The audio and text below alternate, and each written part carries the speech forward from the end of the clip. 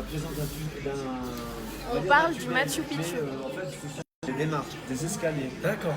Et puis après, les escaliers, on tombe sur un salon de 3 mètres de côté.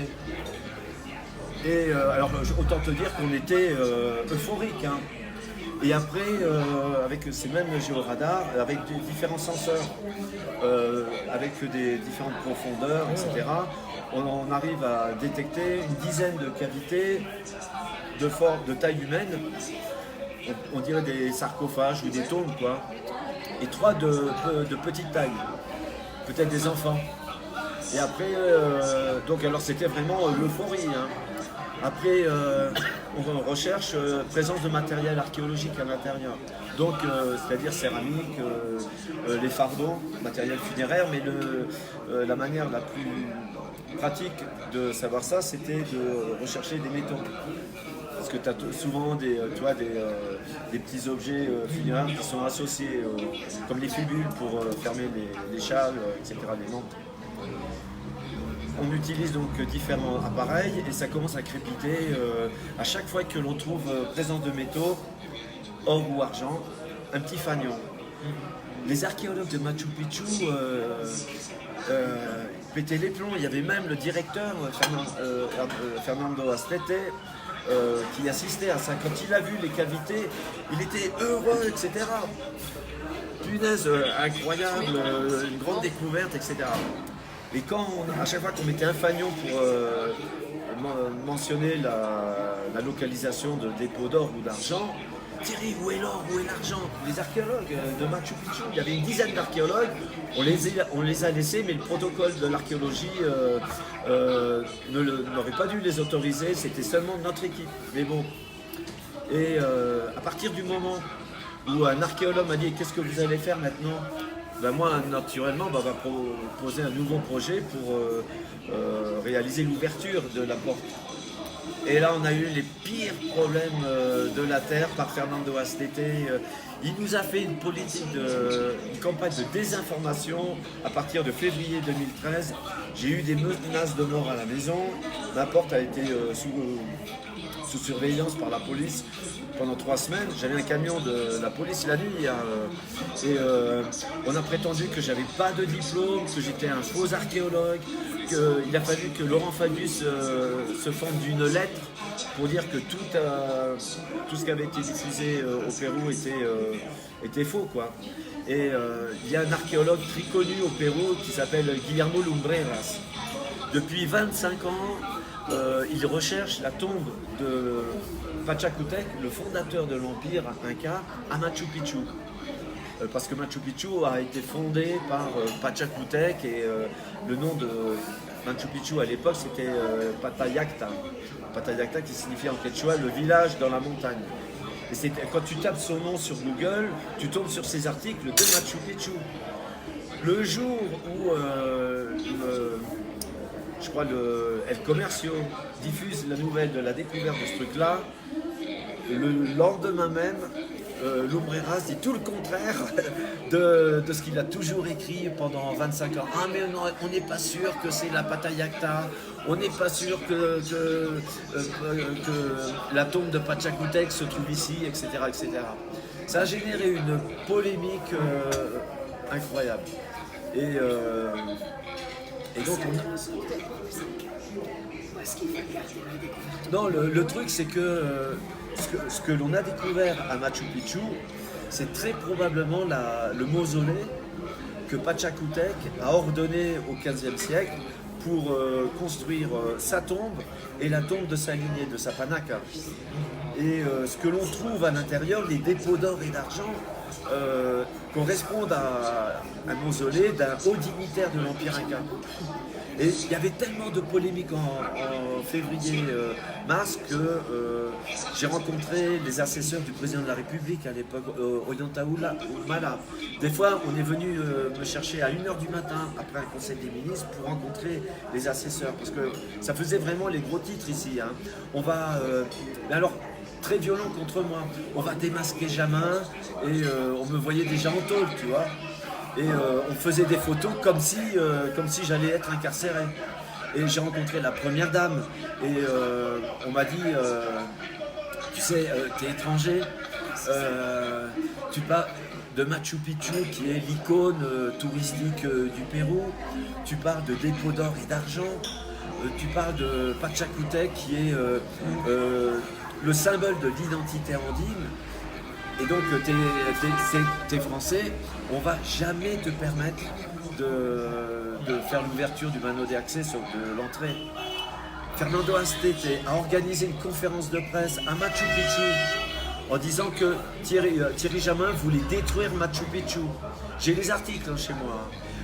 En disant que dans mon projet de recherche, il y avait les meilleurs. Il y avait le mec, un architecte, qui est à l'origine de la lettre de Venise. La charte de Venise, c'est un document qui date de 1964 sur la conservation et la préservation des monuments historiques. C'est un document international de l'UNESCO. Hein. Et ce mec-là, j'ai oublié son nom, il représentait le Pérou à l'époque. Donc la grosse référence en matière d'architecture, de conservation. Il était dans le projet, on l'a rencontré, enfin il était dans notre équipe et il était prêt à... Il faisait partie de l'équipe. Hein. Il a reçu des pressions, etc. Et on a ce mec-là, donc Fernando Astete à Machu Picchu lors de ses conférences de presse, a prétendu que je voulais retourner 600 mètres carrés de terrain de Machu Picchu, que des bâtiments allaient s'effondrer, que des terrasses allaient s'effondrer, et que c'était une barbarie et qu'on ne permettrait pas à cet étranger de venir détruire Machu Picchu.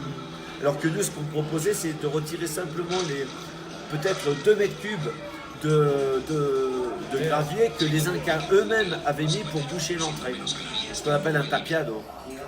Et donc rien à voir avec ce qu'avait prétendu ce type. Et enfin une grosse désinformation. Et aujourd'hui, elle en est où l'affaire? On a été obligé. Alors, j'ai porté plainte contre. Après les menaces de mort, j'ai porté plainte contre Fernando Astete. J'ai porté plainte contre le directeur de la direction régionale de culture.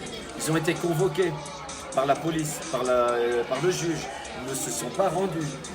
Je crois la veille où ils devaient être conduits de force au juge, ouais, pas incarcérés, mais venir avec la police, ils sont venus. Et ils ont dû mettre leurs empreintes digitales, enfin, c'est un peu humiliant. Donc ils ont dû le faire. Et j'avais porté plainte contre eux pour diffamation, parce que t'as Euronews, t'as plein de médias qui avaient repris leurs interviews où ils m'insultent. Hein. Ouais, ça allait loin. Hein. Ouais. Et finalement, j'ai retiré mes plaintes parce que ça n'aurait pas abouti et je voulais tranquilliser l'affaire. Et en avril 2014, finalement, on a abandonné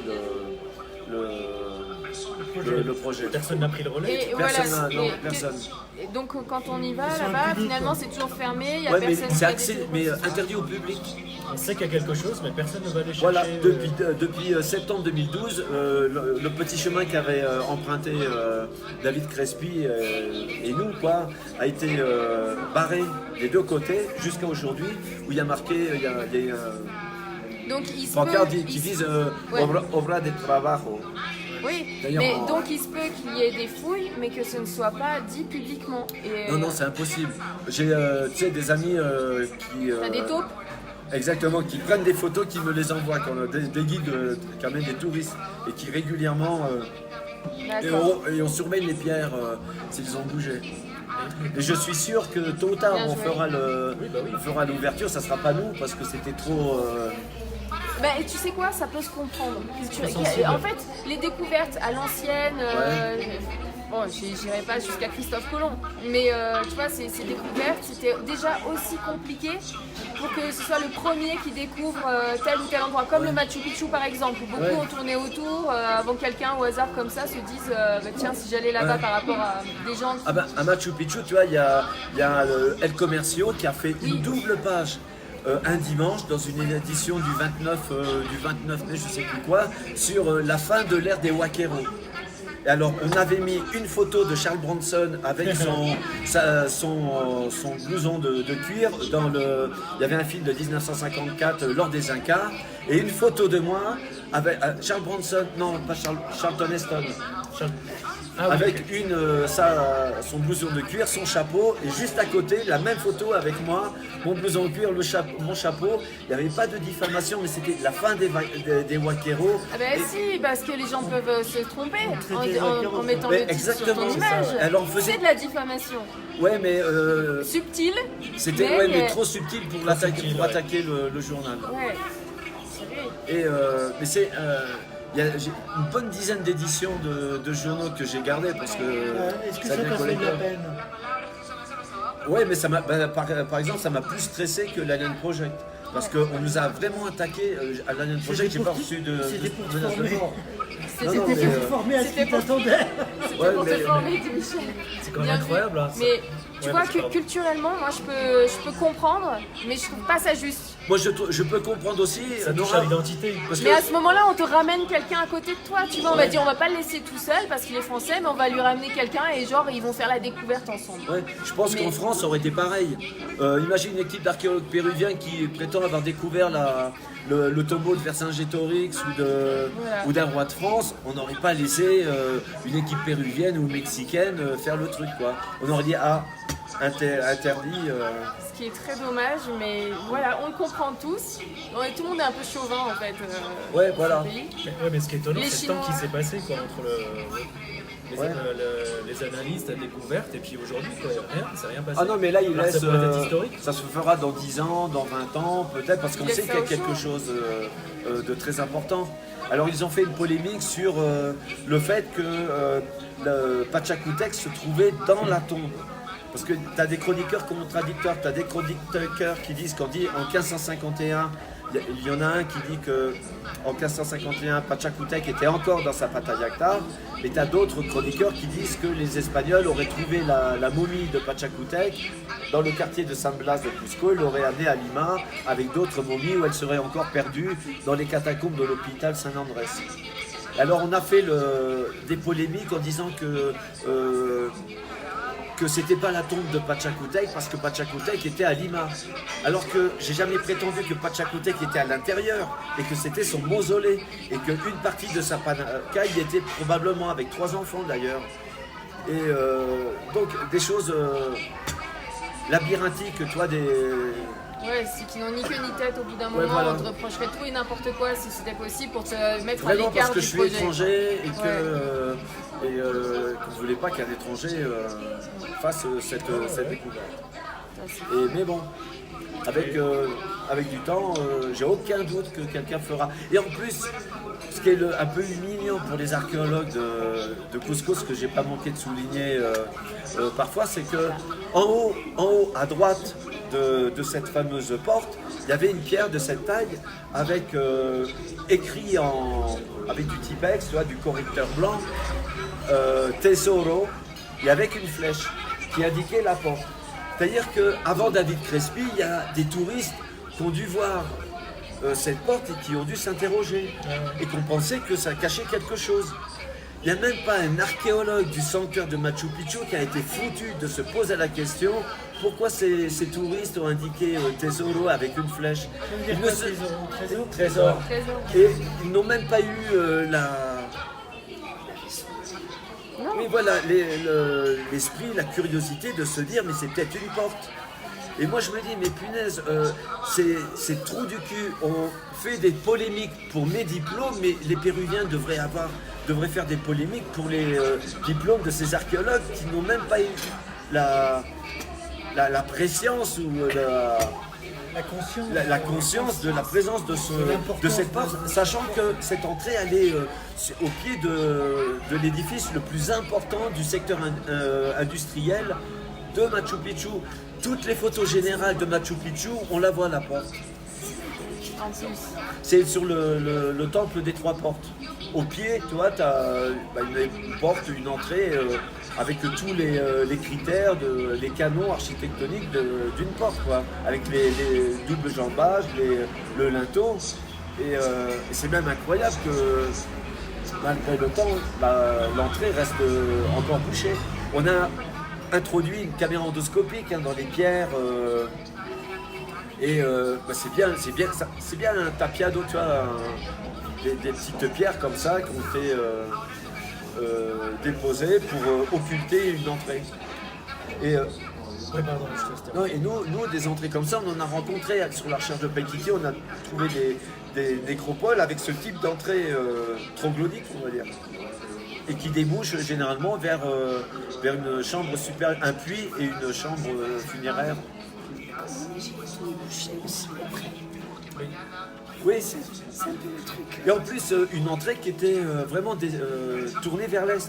Vers 90% des sites funéraires ont leur entrée tournée vers l'est, vers le soleil levant.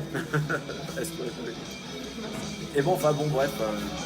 Et donc, pour reprendre ce que tu me disais tout à l'heure, les résonances électromagnétiques, oui, effectivement, c'est une super Belle technologie. Et on voit même dans le salon principal, carré, que les murs sont inclinés, trapézoïdaux, qui correspond au canon de l'architecture de l'époque 15e, 16e siècle, de l'architecture inca. On voit parce que le sol est plus étroit que la partie supérieure. Oui. Donc c'est pas contuvé Avec les maisons, ouais. Ouais. Comme on voit dans le centre-ville de Cusco par exemple.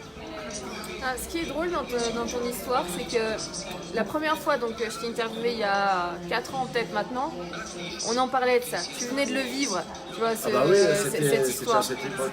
Voilà. Chaud bouillant. C'était chaud bouillant. Ouais. Et je te disais, mais t'as un bol incroyable. J'ai failli dire autre chose, mais je vais. T'as un bol incroyable pour te retrouver face à des artefacts ou des sites archéologiques c'est un impressionnants. privilège parce que jamais dans ma vie, Nora, je me serais imaginé un jour en train de diriger un projet de recherche à Machu Picchu. Tu vois, Ouais, c'est on clair. en rêve, mais. Même toi, en tant que Français, tu te disais, je peux pas y accéder. Pourquoi? Pour quelles raisons? Ouais, Tout voilà. a certainement été vu et revu et analysé. Mais oui, mais ça m'intéressait même pas, si tu veux. Enfin, ça m'intéressait ça. culturellement, mais j'y pensais même pas. Alors, Alien ça. Project, encore moins, je veux pas Et dire. ben voilà, c'est pour ça que je te dis Alien Project aussi, ça t'est arrivé dessus comme ça. Ah ouais, sans le chercher. Et, Ah oui, et par contre, à chaque fois, dans les deux situations, un gros bazar dans ta vie, tu vois. Au final, ça a été un gros chamboulement, Ah ouais, du stress, des épreuves, du stress, tout ça. Ah oui, Et du coup, j'ai une question. Est-ce que tu serais prêt encore à dire à cette bonne étoile, vas-y, balance-moi un nouveau dossier, Ah oui, en sachant tout ça? Moi, je lui fais confiance à mon étoile. Parce que ça nous a porté à des situations un peu extrêmes, mais jamais. Je me suis jamais cassé un bras pour le moment, on m'a jamais tiré C'est une vrai, balle. elle est toujours reste bonne étoile. Tu vois, C'est quand on s'approche trop de la vérité qu'on trouve des bâtons dans les roues. Ouais, peut-être, bah, c'est ce que je me dis pour Paititi, tu vois. Paititi, là, ça fait 3 ans qu'on court après le permis. À mon avis, c'est pas pour rien. Les gens, ils savent qu'il y a quelque chose. Ouais. Et attends, j'ai Manuel Terra qui te dit Thierry Germain est curieux et intègre et c'est pour ça que ça marche. Salut Manu, je t'embrasse, à bientôt. Et c'est un couche tard hein, parce que là en France, je sais pas quelle heure il est, mais. Il est aux États-Unis, Manu. Ah, mais oui, il est aux États-Unis. Eh ouais, Il est à donc San ça va, Francisco. ça va. Bon, ça se trouve, c'est quasiment la même heure. Ok. Bah écoute, franchement, là on parlait de Paititi avant, donc tu vas. Ah ben donc, moi c'est notre priorité, des priorités. Ouais. Et on veut vraiment aller voir s'il y a quelque chose ou pas sur cette montagne carrée. Mais moi je suis sûr à 95% qu'on va trouver le site. On a il y a des formations géométriques qui sont pas naturelles. Qui sentent la Semble pas humaine. Ouais, qui rappellent certaines structures de Machu Picchu, des terrasses comme ça qui sont en plusieurs étages, qui ceinturent tout le site. Et on a les témoignages des natifs depuis 2010. Et encore une fois, c'est pas un hasard si on a localisé la montagne carrée. C'est vraiment tous les sites qu'on a découverts depuis 2009 qui nous ont conduits un peu comme ça, comme une chaîne, vers cette zone. Donc juste pour les gens qui nous écoutent ou qui vont t'écouter demain au réveil, le dossier Alien Project, tu le suis, ça reste un dossier en cours. Ouais, on est obligé, on peut pas. Voilà. À chaque fois, je me dis, bon, on veut le mettre de côté, se concentrer vers Paititi, mais on peut pas laisser cette affaire de momie. On a Voilà, une c'est un responsabilité dossier en quelque cours, j'ai part. envie de te dire, voilà, il faut le cumuler avec Paititi, il faut le garder à Ouais, côté, voilà. puis pour surveiller, parce que tu as fait tellement de démarches pour réveiller un petit peu les gens sur ce dossier-là, que ça serait bizarre si du jour au lendemain tu disais bon allez c'est bon j'ai fini, j'arrête, c'est le maximum. Philosophiquement, voilà. Intellectuellement, on ne peut pas le laisser. En plus, ça fait partie de ce que tu aimes. Toi, tu es curieux du monde, de la vie, de l'histoire de l'homme. C'est une histoire extraordinaire, donc on peut pas la laisser. Si tu le gardes. Mais Païtiti, c'est quand même la priorité pour nous. On y retourne. Ah oui, on y retourne et dès le mois de mai de 2009 si on a les permis. Et j'espère qu'avec l'aide d'Armando Villanueva, on va pouvoir faire avancer les autorisations parce que le thème de prédilection d'Armando Villanueva, le congressiste d'Action Populaire, c'est justement le patrimoine culturel. Et là, on a même des indices que Païtiti a été visité. Parce qu'il y a à l'endroit précis où on voulait nous-mêmes atterrir en hélicoptère, l'unique endroit suffisamment ouvert pour permettre de descendre en harnais, où on s'était dit là on va faire le camp de base, là l'héliport, et ben on a vu que quelqu'un y avait pensé avant nous et que la forêt a été coupée il y a plusieurs années. Parce qu'on voit la différence de couleur et de hauteur, de végétation. Et c'est pas une coïncidence. Et on s'est dit, punaise, il y a des gens qui sont déjà allés. Et pour emmener un hélicoptère là, il faut que ce soit une organisation. Or, depuis une quinzaine d'années, il y a des rumeurs qui prétendent qu'à l'époque du gouvernement finissant d'Alberto Fujimori et de Montesino, il y aurait eu une opération clandestine des militaires. Ça m'embête toujours d'évoquer ça, mais qui aurait fait une opération à Païtiti qu'ils auraient attaqué à la dynamite. Et les incursions, là, ça pourrait très bien être ça. Et peut-être que si on ne met pas d'empressement à nous donner les autorisations, parce que peut-être que les autorités savent que derrière la découverte de Païtiti, il y a un gros scandale. Parce que c'est peut-être un site qui est en très mauvais état, je pense qu'il doit être en très mauvais état. Et s'il a déjà été pillé, c'est peut-être par des gens du gouvernement de l'époque. Mais donc on va donc insister pour aller jusqu'au bout et peut-être avec l'aide d'Armando Villanueva parvenir à faire cette opération. Comme le disait Michel tout à l'heure, t'as vécu, ce que tu as vécu sur le Machu Picchu t'a permis d'appréhender d'une autre façon Alien Project et les momies tridactyles. Et il y a une raison à tout sur la psychologie que tu as dû mettre Païtiti de côté. Ben, peut-être maintenant, voilà, tu vas être armé avec les contacts que tu as eu depuis, les informations supplémentaires. Et, oui, c'est ce qu'on nous dit. Moi, j'essaie de rester un peu philosophe. Je me dis, c'est que pour le moment, on n'y est pas allé, c'était pas encore mûr. C'était pas le moment. Et donc, j'espère que ça va mûrir pour 2019. Parce que c'est quand même, il me semble, la recherche que toi tu mettrais. Alors, on est d'accord, les momies tridactyles, elles sont inclassables. Il n'y a pas de classement. Mais là, en recherche archéologique pour toi, Païtiti, c'est. Pour moi, ça serait l'aboutissement de. Oui, voilà, c'est mon Graal. Mais le Graal, on ne l'a jamais trouvé, alors que j'aimerais quand même. Donc, alors, ça ne veut pas dire que c'est le Graal. Oui, voilà. J'aimerais quand même aller voir. Il y a Manu qui te dit, Thierry Germain, regarde les ombres créées par le soleil. Partout où tu vois des murs, c'est une des clés. Et ben on voit ça dans cette région-là. On voit cette ceinture de murs de 3 ou 4 niveaux qui ressemble beaucoup à ce que faisaient les Incas. Même si on pense que Païtiti était pré-Inca. Mais bon, c'est pareil, c'est les mêmes techniques, on va dire. C'est recouvert par de la végétation. Ouais. Et j'ai vu qu'il y avait de nouvelles techniques en fait. Avec des avions avec des lasers, ça arrive à transpercer la végétation. Le lidar, on permettrait de voir ça. Mais le lidar, en fait, nous, on a déjà payé l'hélicoptère. C'est 60 000 $. On est prêt à aller sur le terrain. Il faudrait juste, on nous donne le permis aujourd'hui. Dimanche, on part. Et donc, on peut pas se permettre de payer maintenant le lidar alors qu'on a payé l'hélicoptère. Et puis nous, on est des hommes de terre, on connaît bien tout ça. Et on a les natifs de Timpia qui trépignent de nous accompagner. Et c'est une opération courte de 16 jours. Et alors, le lidar, c'est pareil, il faut demander des autorisations. Donc, or, ce qui nous empêche d'y aller, c'est ces fameuses autorisations. Donc, pour nous, lidar ou pas lidar, on veut aller sur le terrain parce qu'on a déjà l'infrastructure, on a déjà l'opération financée grâce à Éric Frémont. Et Éric Frémont, c'est la personne qui a financé Solar Impulse. Oui. Pour l'avion solaire qui a fait le tour du monde. Ouais.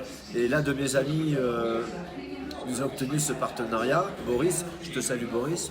Et Boris est un plongeur qui doit justement plonger dans les lacs pour faire l'exploration sous-marine avec le ROV. Et voilà quoi, il n'y a plus qu'à. Il n'y a plus qu'à. Mais le problème c'est que nous on respecte la loi et qu'on aurait pu y aller sans les permis, etc. Mais ça n'aurait pas de valeur scientifique. Donc on attend sagement. Et entre-temps, on a eu l'Anion Project pour nous faire qui a occupé patienter. pas mal de temps, Ouais. finalement. Le temps Alors- est passé très vite, du coup. Ah oui. Alors maintenant qu'il y a ce gros pas de franchi avec les momies de Nazca, on aimerait bien pouvoir de nouveau nous reconcentrer un peu vers Paititi. Ok, merci pour tout. T'as regardé un petit peu les commentaires sur internet sur les momies Nazca ou t'as pas eu le temps? Parce que je sais que. J'ai regardé un peu en français, ils sont plutôt satisfaits les internautes. Oui, du pas qui a été fait, oui, carrément. Nous, c'est ce qu'on a Et vu. ça valait la peine de repousser, puisque la dernière Complètement. fois, on voulait faire la conférence en décembre déjà, mais on n'avait pas tous les éléments, alors on l'avait En repoussé. septembre, non, en juillet, septembre. Non, décembre Ah, l'année dernière de 2017. Ensuite, on s'était dit, bon, peut-être en janvier. Après, c'était mai-juin. Après, c'était le 11 juillet pour fêter les 1 an, etc. Après, c'était en septembre. Et certains détracteurs pensaient qu'on faisait ça pour gagner du temps, etc. Et puis, je me suis dit, dis donc, on a eu du temps, on a eu raison d'attendre un petit peu. Parce que là, on a quand même, je pense, apporté des nouveaux éléments. Parfois, en fait, c'était même pas vous qui aviez décidé d'attendre, c'était la conjoncture, c'était oui. l'analyse qui venait pas au moment où ça devait Ça n'était venir. que des affaires de C'était, conjoncture, des choses ouais. qui n'étaient pas mûres. Donc il y a une raison à tout, encore une fois, dans ta vie. ça. Ouais, les choses se passent. Et on a attendu, et on a eu cette conjonction avec Armando Villanueva. C'est ça. Ce Et, qui a donné une ampleur, on n'y aurait jamais cru, je pense, Ah oui. il y a 2 ans. Mais même il y a 3 mois, 3-4 mois. Ah ouais. Et on a commencé à en parler en juillet avec Armando Villanueva. Et Parce qu'Armando Villanueva, une fois qu'il a vu ce dossier-là, qu'il s'y est intéressé, tout de suite, Ouais. il l'a pas lâché. Il n'a pas eu des moments de. non, c'est un homme qui a de l'avenir au niveau national, j'en suis convaincu. Et il ne s'est pas satisfait des réponses du ministère de la Culture, parce que par rapport aux premières informations que lui avait communiquées Raimundo Salas, Raimundo. c'est un fatigué, parce qu'ils sont amis tous les deux. Il avait envoyé une lettre au ministère de la Culture pour savoir où en était le dossier, etc. Et le ministère de la Culture lui avait répondu de manière un peu alambiquée, qui n'était pas satisfaisante pour son esprit curieux. Et donc ça avait commencé à le titiller. Voilà. Et puis après, il m'a rencontré, il y a eu des explications, etc. Et on est parti dans cette histoire de projet de loi, parce qu'il était convaincu de la faire, et jusqu'à la conférence de lundi, qui a été la culmination pour nous de presque 2 ans d'investigation. Ouais. Et pour nous, alors c'est marrant parce qu'en plus, on prend dans le taxi pour aller vers le congrès, je reçois sur mon téléphone les dernières analyses de Rio de Janeiro, de Victoria. Jusqu'à la dernière ligne droite. Ouais, voilà, mais c'est incroyable parce que moi j'étais pas convaincu, mais je me dis ça doit être une peau que les Waqueros. Moi je suis toujours l'avocat du diable, comme me dit souvent Michel, je suis sceptique optimiste. Et je me suis dit ça doit être un patch qu'a collé des Waqueros, quoi. Et j'ai été surpris d'apprendre de découvrir que la peau qu'il y a dans le dos de Victoria a 1000 ans. Et c'est la même fourchette de datation que les os de Victoria qui ont été datés de la même période. Alors la probabilité que des Waqueros aient trouvé dans le désert des os qui en plus, donc 30% d'Homo sapiens, et qu'ils aient trouvé en même temps une peau de serpent de 1000 ans, alors il faut savoir qu'elle a 1000 ans, qu'ils l'ont collée. C'est quand même très peu. Ça fait beaucoup. Ouais, C'est pour ouais, ça ouais. que pendant la conférence, on a entendu les scientifiques dire si c'est une fraude, ça doit être très difficile à faire. Et après, je ne sais plus quel était ce scientifique qui était revenu sur ces mots, il a dit non, en fait, c'est impossible. Voilà, au bout d'un moment, il faut dire les choses. À ce niveau-là, c'est pas possible de frauder. Avec les résultats que l'on a aujourd'hui, on peut dire avec une quasi-certitude que c'est authentique. même si c'est déroutant, même si ça pose plein de questions, il faut affronter les questions, être humble pour dire qu'on n'a pas toutes les réponses et qu'avec le temps, on les aura peut-être. Tu sais, il y en a qui, après la conférence, en ont conclu que c'était faux. En prenant, par exemple, simplement la grande main ou Wawita, par Wawita, par exemple. Ou même qu'on a truqué les scanners. Oui, ah oui, ça j'avais vu ça. Oui. Moi ça me plaît beaucoup. Avant même la conférence, ça partait déjà. Ouais, moi ça me plaît beaucoup ce genre d'argument parce que quand on arrive à ce genre d'argument, c'est qu'on n'a rien pour. Mais c'est pour ça, moi j'ai fait un live, tu vois, cet après-midi en disant aux gens, écoutez, soyez aussi sérieux ou argumentez avec autant de précision que les scientifiques qui étaient en face, quoi. Ils ont fait beaucoup de travail. Moi je suis plutôt fier des scientifiques, que ce soit ceux d'Alcari ou de Gaïa ou de Tertiaire Millenniaux, parce qu'ils ont quand même fait du beau boulot. Et Gaïa a dépensé plus de 200 000 $ en analyse. Plus de 200 000 $. Il y a très peu d'équipes. Pour Atta, tu sais, Atta c'est un petit humanoïde qui a été trouvé au Chili il y a plusieurs années. Je ne pense pas qu'ils aient dépensé tout ça pour analyser l'ADN d'Atta. Et même les résultats d'Atta, c'est Homo sapiens. Ah bah tiens, ça c'est super intéressant. Ouais. La main, les grandes mains, la tête, c'est Homo sapiens.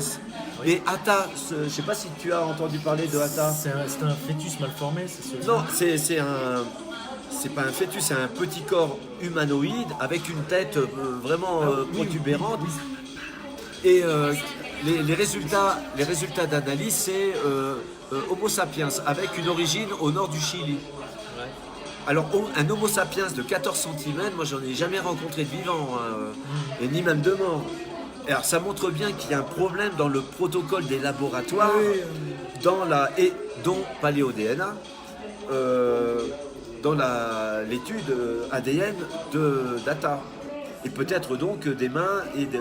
Il aurait fallu finalement qu'il y ait 3 ou 4 analyses Ça a été de labos fait. différents. Mais ça a été fait. Alors, mais ils arrivent aux conclusions que c'est Homo sapiens. Mais ça peut pas être Homo sapiens quand tu vois la tête d'Atta. D'autant plus que dans les années 90, en Russie, il y a eu un autre cas avec un être très similaire à Atta, mais de cette taille-là, qui a été capturé vivant. Un peu plus grand. Ouais.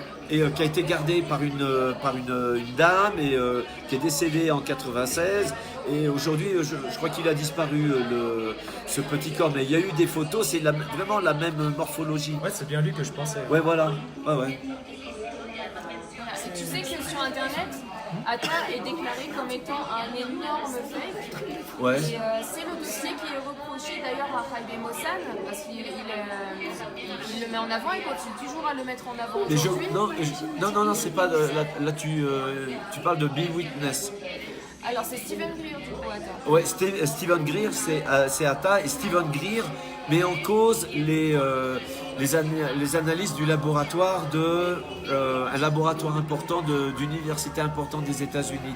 Et il était en colère parce qu'il pense que les données n'ont pas été données de manière honnête par ces laboratoires.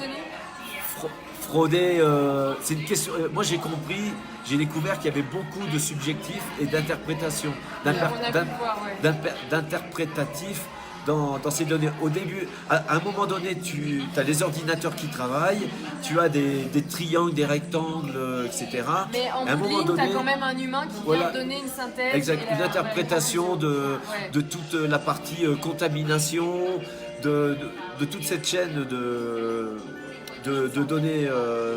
Donc pour toi, ce que tu as vu de Atta, selon toi, c'est aussi... Pour moi, il y a quelque chose de très similaire à l'affaire de Nazca. D'accord. Et Steven Greer, eh bien, il reste amer sur l'affaire d'Atta. Ouais. Et pour revenir à Jaime Maussan, alors c'était un autre artefact. Il y a deux affaires un peu délicates sur Jaime Maussan. Il y a quelques années, il a découvert un corps momifié d'une créature qui avait des ailes. Et il a fait tout un pataquès avec toute une publicité. Lui-même a envoyé le corps à faire des radiographies et ils ont vu qu'il avait des agrafes. Donc mais lui-même a démonté le fake. Et puis il y a aussi une affaire où ils auraient trouvé un chupacabra à Mexico, vivant. Et Jaime Maussan a fait beaucoup de communication dessus. Et le mec, il y a même des images connues hein, qui montrent dans une grange un animal qui montre les dents vivant, supposé vivant. Et apparemment, ça aurait été un singe qui aurait été, on lui aurait enlevé la peau et l'auteur même de la supercherie aurait reconnu le fake. Ok. Et Jaime l'avait présenté comme un authentique. Et puis tu as l'affaire de Be Witness. Be Witness, c'est une diapositive qu'a étudié José de la Cruz et qui a été rendue publique par Jaime Maussan d'un être qui ressemble humanoïde, non humain, mais qui serait peut-être un enfant mal formé. Et jusqu'à aujourd'hui, la polémique court. Et moi, j'aurais pas été aussi catégorique que Jaime Maussan et même que mon ami José de la Cruz pour affirmer que c'est extraterrestre. Et donc on s'est servi de ces affaires pour décrédibiliser Jaime. Moi j'ai beaucoup d'amitié pour Jaime parce qu'il a vraiment... Mais justement en fait, comme tu le connais, parce que vous avez eu en plus un parcours récent ensemble, enfin, vous côtoyez sur l'affaire des momies de Nazca. Je voudrais savoir, il le sait lui que y a des dossiers sur lesquels il s'est trompé et tout ça. Est-ce qu'il n'a pas fait attention? Est-ce qu'il a eu quelques précautions par rapport aux momies de Nazca au départ? Est-ce que tu as pu voir ça? Oui, parce que il avait été sensibilisé à l'affaire dès le mois d'octobre, je crois. Il avait vu des publications de Krawitz qu'il n'avait pas pris au sérieux. Et en fait, c'est quand il a vu mon entêtement, qu'il m'a découvert en fait, en somme, en décembre, janvier, qu'il a eu plus confiance. Et ils m'ont contacté à cette époque, vers fin janvier, sur cette affaire, pour venir enquêter. Et moi j'ai beaucoup de... Moi je le salue. Quand il a débarqué, il est très courageux. Il a débarqué avec des scientifiques en plus. Avec il a pris des précautions, il est arrivé avec José de la Cruz, un médecin légiste. Ah oui, la première visite, il est venu avec une équipe de scientifiques pour vérifier. Ouais, avec des gens de New York que je connaissais pas, qui ne sont pas revenus, hein, mais avec Konstantin Korotkov. Ils étaient une vingtaine quand ils sont venus. Donc avec Gaïa, parce qu'à cette époque, janvier 2017, Jaime signe un accord de partenariat avec Gaïa. Et ils étaient à la recherche justement d'un sujet et l'affaire de Nazca est tombée en plein dans ça, quoi. Donc dans un bon contexte, parce que j'ai jamais eu de bon contact avec Gaïa, mais il faut reconnaître qu'à partir du moment où en juin 2017 ils ont intégré l'aventure. Ouais, ils ont commencé à diffuser, ça a pris une autre... ça a décollé. Il est venu avec... C'est lui qui a amené le National Geographic. Ouais, ils sont venus en avril. Mais pourquoi le National Geographic, ils n'ont pas continué? Ça, je sais pas. Tu as une idée, non? Non, je sais pas. Ils ont L'affaire filmé les dérange trop? Oui, voilà, peut-être à cause des polémiques. Ah, les polémiques. De fake. Tu sais, il y a beaucoup de personnes, quand elles n'aiment pas un dossier, elles ne s'arrêtent pas elles-mêmes sur ce dossier, elles veulent bloquer le dossier pour tout le monde. Et elles vont appeler des gens pour leur dire non, ne vous intéressez pas à ça ou à ça, ou des entreprises. Voilà, ça peut arriver souvent ça, que certains détracteurs aillent très très loin pour bloquer un dossier. Et tu sais, on dit souvent que l'homme est un loup pour l'homme. Là, dans ce cas-là, des fois, je me demande même, certains pourraient penser que c'est le gouvernement qui empêche de... Des fois, je me dis non, c'est des groupes de personnes, tout simplement. Mais même des ufologues. Même des ufologues, oui. J'ai vu. On voit bien que l'affaire n'est pas reprise par les ufologues. Je veux dire, moi j'ai étudié le sujet, donc je peux être considéré comme ufologue vu que je suis intervenu, mais je suis le seul. Je suis le seul, ni en France, ni aux États-Unis. Aux États-Unis, il y en a quelques-uns qui prennent l'affaire. On a Robert Salas. Voilà. Oui, mais il y a aussi il y a une ufologue qui a des cheveux longs aux États-Unis. Du projet Camelot, Kelly Cassidy, non? Oui. Elle est très connue aux États-Unis. Non, c'est pas elle. Elle s'appelle. Je sais plus, mais elle est très connue. On la voit très souvent dans les émissions de History Channel. On retrouvera cheveux longs, c'est ce qui te reste en mémoire. Ufologue cheveux longs, ouais. Qui a des lunettes. Nora Smith. Non. Et donc, elle y croit, elle était sur le point de venir d'ailleurs. Finalement, elle n'est pas venue, je ne sais pas pourquoi, mais elle était partante pour venir à la conférence. T'as pas le nom? Ah non, je vais te dire, j'ai pas le nom. Mais tu dois la connaître, vous la connaissez tous. C'est pas Kelly. Bon, il y en a deux très connus aux États-Unis, c'est l'une des deux. Voilà, Je suis donc c'est désolé. pas Kelly Cassidy, c'est l'autre. Voilà. Et donc, il y en a quand même qui sont attentifs. Il y a aussi un ufologue, un blondinet qui est souvent sur David Wilcock. David Wilcock, oui, il a fait une vidéo d'ailleurs cette semaine, il me semble. J'ai vu une vidéo avec les momies à 3 doigts. Lui, voilà. il y croit à cette Sur affaire. Gaïa d'ailleurs. Ah, voilà. Ouais. Oui, Oui, l'année dernière, il avait donné une interview super intéressante. Très super intéressante. Ah, il y a Carole qui me dit, est-ce que ça serait pas Dolores? Donc je pense qu'elle doit dire Dolores Cannon. Non, c'est pas elle. Parce qu'elle, c'est une journaliste qui a enquêté sur l'ufologie. Donc on n'est pas encore sur l'ufologue. Non, mais on la voit souvent dans. Il y a une série qui s'appelle je vois. Cazador de ovnis. Elle a publié, Chasseur d'ovnis en. Elle a publié un article, non? Elle a Oui, publié. oui. Et donc, Elle a été dont très- un truc de Mira, non? Ouais, voilà, elle Ouais, je a vois été très bien, très ouais. énervée. Moi aussi, ouais. Très énervé par l'attitude de Mera. Et c'est William Gallison qui est en contact avec elle, qui est intervenu, ouais. qui lui a expliqué le contexte. Et elle était vraiment très en colère contre Mera, dont elle a bien compris les Je ne me manœuvres. rappelle jamais de son nom. Ouais. euh, Il y a Manuel Terra qui me dit Kelly Cahill. Non, c'est l'autre. Il y a Kelly Cahill qui est. Qui est australienne d'ailleurs. Mais elle vit aux États-Unis, je crois. Ah bon, Manu, tu vis aux États-Unis. Un effort. non, c'est une personne, je vois. Moulton. Linda Moulton. Linda Oh. Moulton, ouais, voilà. Linda Moulton, ok. Ouais, voilà. Et donc, je pense qu'il croit à l'authenticité de l'affaire. Elle a failli venir. Ouais, et elle a Putain, failli ça aurait venir. été vraiment chouette. William Gallison m'avait dit je suis en contact avec elle, je crois qu'elle est prête à venir. Elle est chaude. Ouais, ça je venir. sais pas. Il est tard, on est dans un petit restaurant, il y a Michel qui craque, et vous l'avez déjà vu à l'aéroport, il Non, nous mais l'a fait. Moi Il nous l'a fait plein de fois. j'adore Linda Moulton. Ouais. Oui, moi aussi.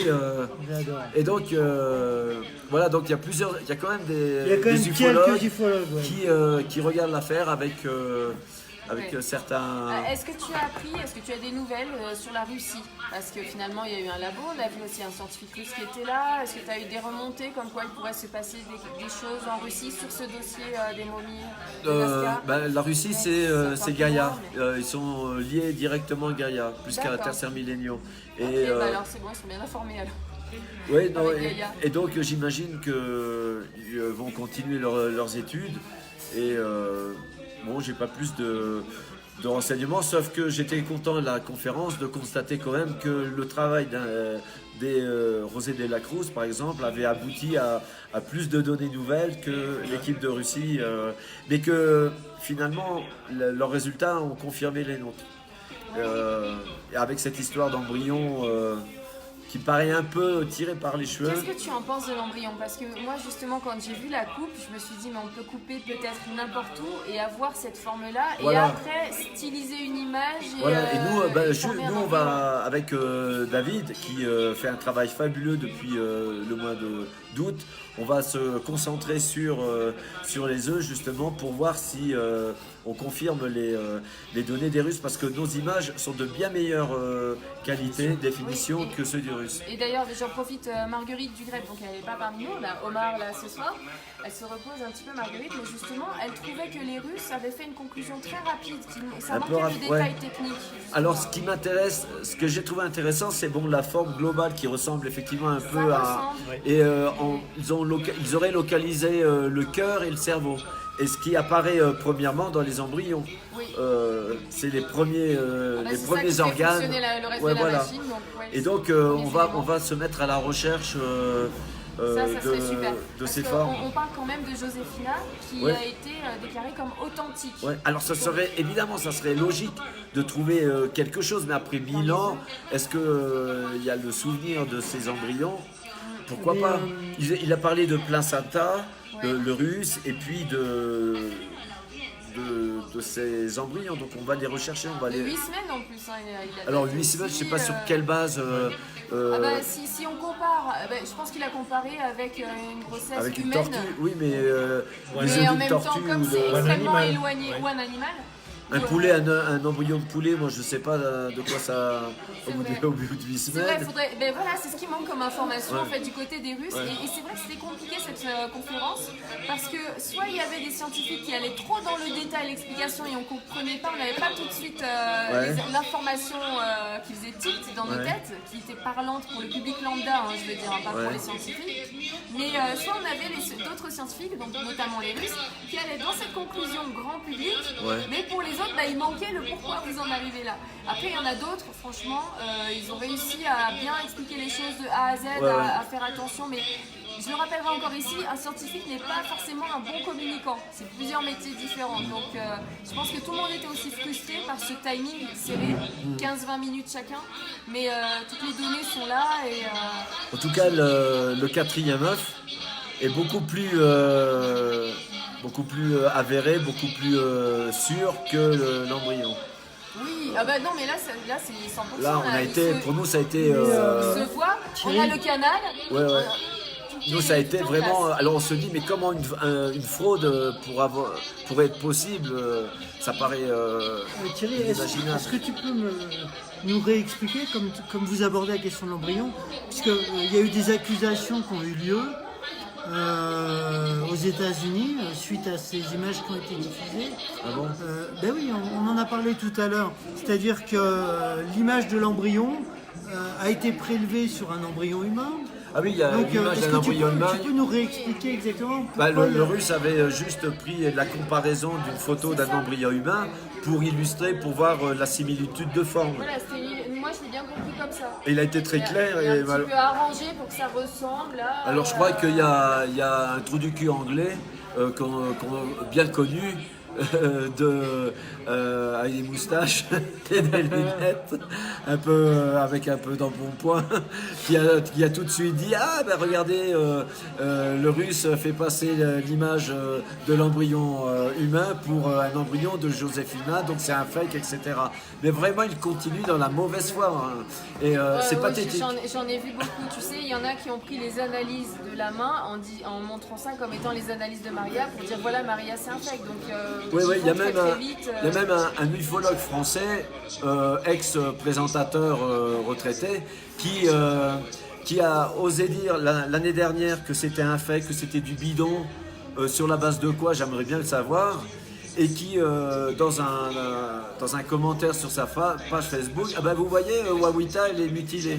Mais alors, quid du reste voilà, ces raccourcis-là, c'est vrai que moi, c'est ce qui m'agace personnellement. Intellectuellement, Moi, je suis il y a un vraiment problème de démarche. Intellectuellement, c'est ça, on peut pas de avancer. sincérité. Le type a eu raison de prendre sa retraite parce que bonjour le travail journalistique. Parce que voilà, il y a cette partie-là, puis c'est repris par énormément de personnes. On l'a vu par exemple sur la page Facebook de Nurea TV, et on ne peut pas prendre une analyse et faire en sorte que cette analyse définisse tout le reste, comme on ne peut pas prendre une seule momie ou artefact et dire voilà, si là il y a un petit souci, ça veut dire qu'il y a un problème sur tout le reste. On a bien vu que c'était très compliqué, qu'il y en avait plusieurs, et d'ailleurs sur le timing aussi, sur la chronologie, ils ne datent pas de la même période aussi. Ouais. Donc il faut vraiment s'attarder sur tout.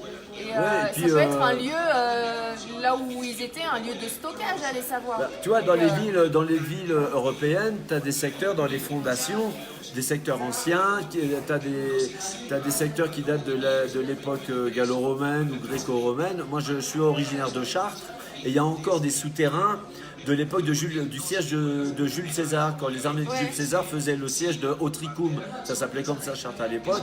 Et donc il y a encore dans les soubassements des vieilles villes européennes, il y a 2000, 3000 ans d'histoire. Et donc on trouve des ossements, regarde dans les soubassements de Rome, il y a encore des nécropoles,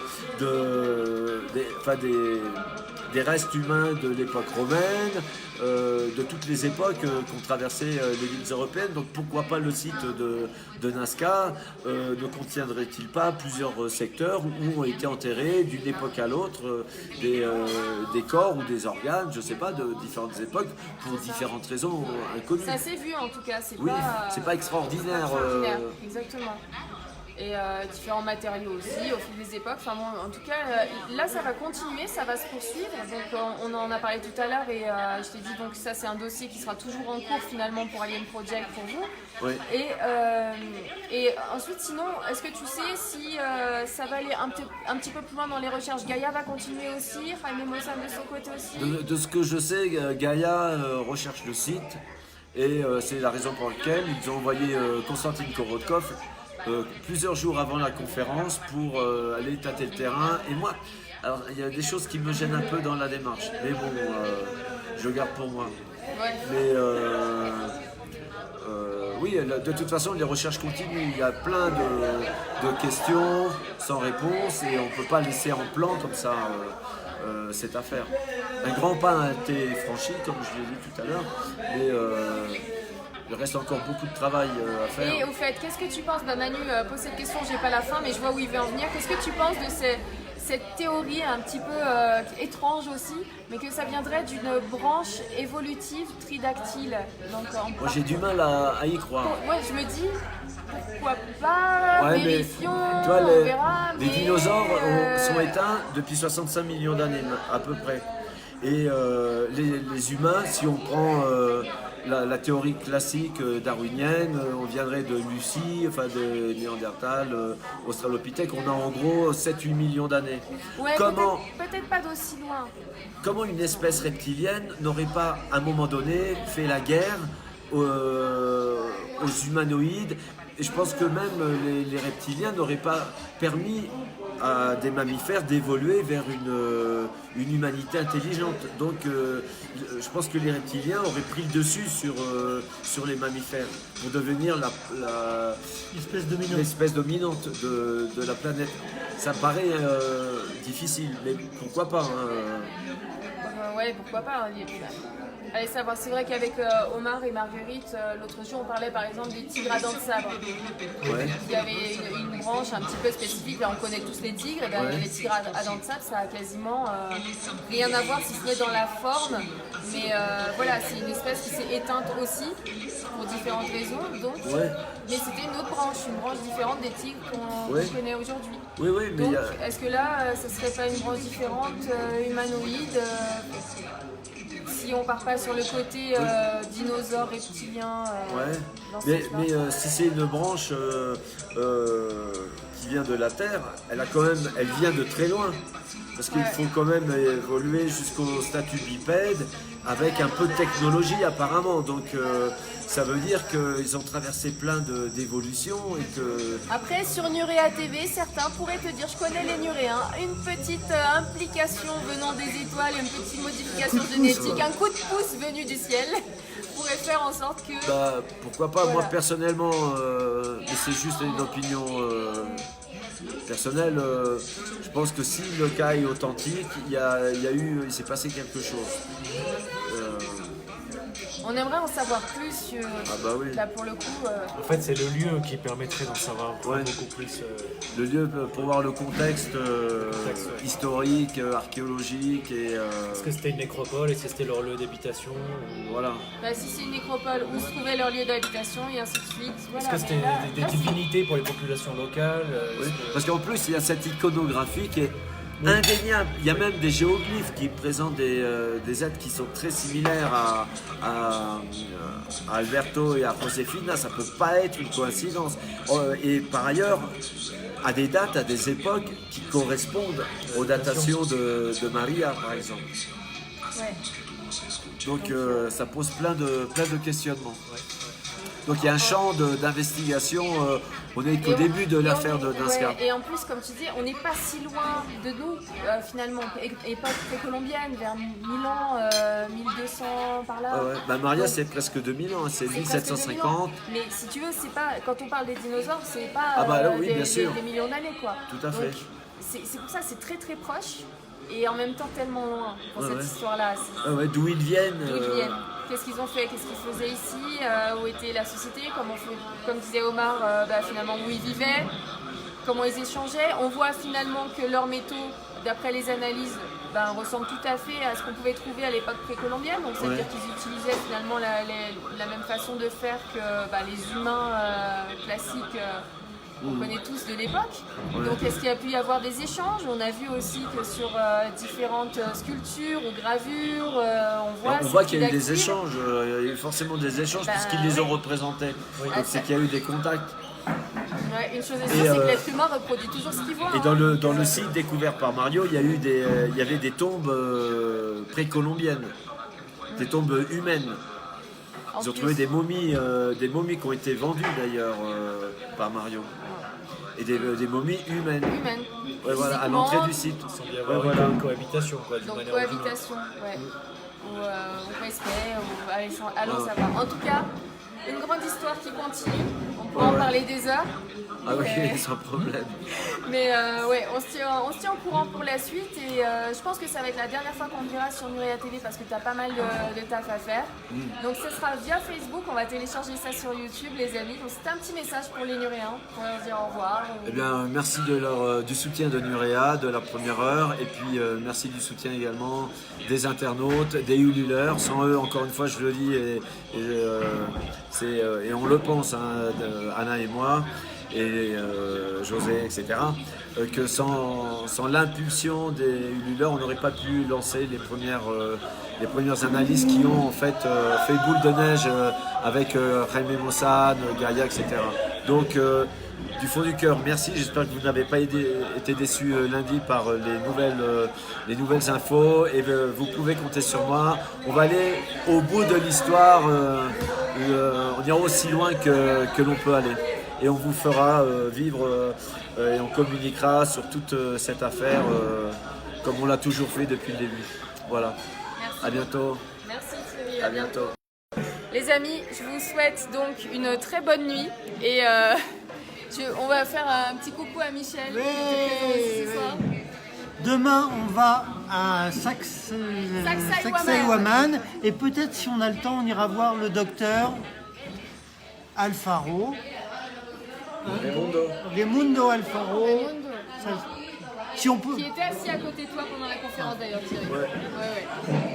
Eh ben, avec plaisir. Donc à demain les amis et j'espère qu'on pourra vous faire un petit live depuis Sacsayhuaman. Gros bisous, bonne nuit.